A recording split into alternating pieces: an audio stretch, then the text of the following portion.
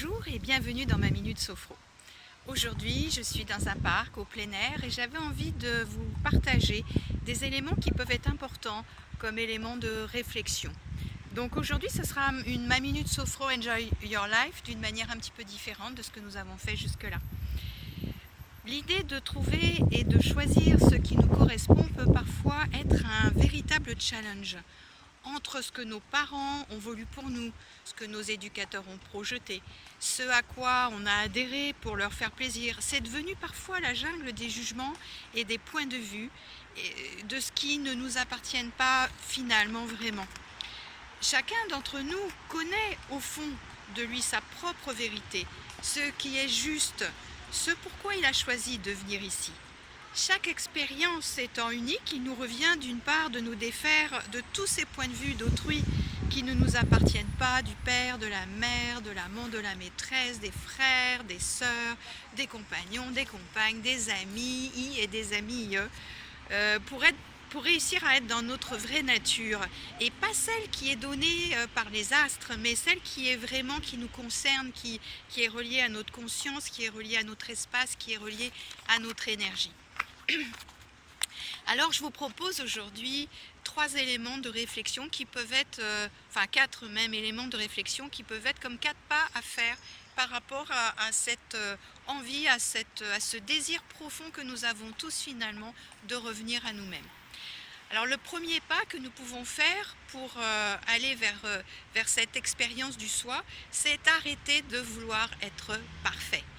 Vouloir à tout prix, être gentil, agréable, organisé, tout faire bien, à l'extrême. On pense comme ça répondre à ce que l'autre attend de nous, sans en réalité le savoir vraiment. Alors nous rentrons dans une sorte d'illusion finalement de l'attente de l'autre et nous pouvons devenir des véritables girouettes, c'est-à-dire être blanc si on pense que l'autre pense que c'est bon d'être blanc, être rouge si on pense que l'autre c'est ça qu'il attend. Et ça nous emmène vraiment finalement à vivre des hyperpressions en nous, plutôt que de la liberté, que de la tranquillité. Et lorsque nous choisissons et nous décidons de vouloir être parfaits, nous aurions peut-être l'impression de nous perdre si nous choisissons finalement l'idée de ne plus être parfait. Mais en réalité, c'est vraiment pas ça qui va se passer. Quand nous décidons d'ouvrir un petit peu notre cadre de référence par rapport à la perfection, nous allons nous permettre d'ouvrir des espaces de possibilités qu'on avait fermés, qu'on avait restreints à cause de cette idée de perfection.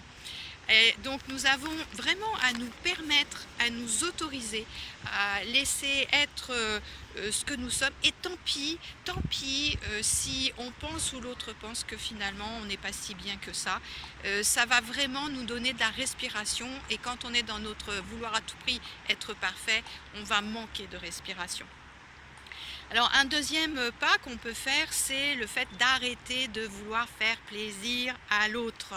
Et on a vraiment ce besoin premier qui va revenir, c'est-à-dire apprendre à se faire plaisir à soi.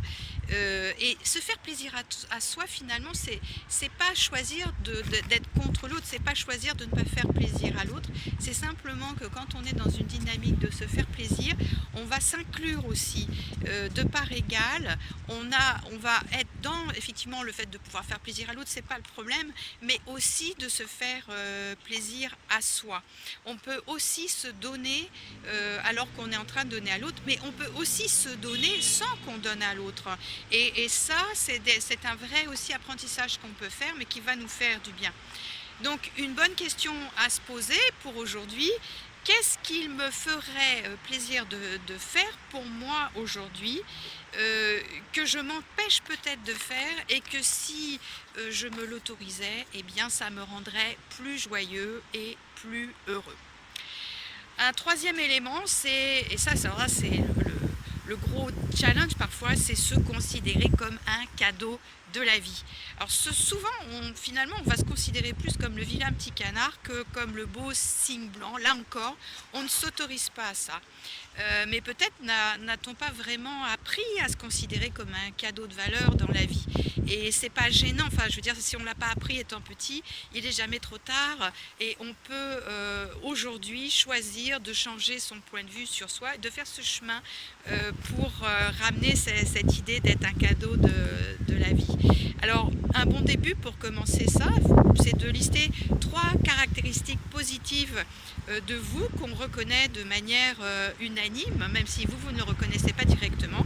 Alors par exemple, moi mes 3 caractéristiques premières, qui ne sont pas les seules, mais celles que je choisis pour aujourd'hui partager avec vous, eh bien c'est la douceur, l'affirmation et la détermination et l'espoir de toutes les possibilités. Voilà, 3 caractéristiques positives que je me donne, que je suis et que vous pouvez aussi choisir les vôtres et voilà, y penser, les alimenter, les écrire. Vraiment, c'est important de placer son point de vue sur ce qu'on sait ou ce qu'on reconnaît de nous qui a de la valeur. Et enfin, ma 4e étape pour aujourd'hui, c'est de choisir de faire des choses que l'on aime. Vraiment, l'idée d'aimer ce que l'on fait, de faire ce que l'on aime, ça va nous rendre heureux, vous le savez bien. Et alors, ma question, c'est comment se fait-il que nous choisissons de faire autant de choses qui nous déplaisent finalement dans la vie parce que c'est bien, parce que ça, on le doit, à cause de toutes nos obligations. Et une autre question qui peut venir alimenter votre réflexion: que se passerait-il si vous décidiez de faire tous les jours quelque chose que vous aimez? Alors il y a un début à tout, donc je vous invite à vous poser cette question. Que se passerait-il si vous décidiez aujourd'hui de faire quelque chose que vous aimez? Et puis une fois que vous avez voilà, votre idée, votre inspiration, eh bien faites-le. Allez, gros bisous et à bientôt!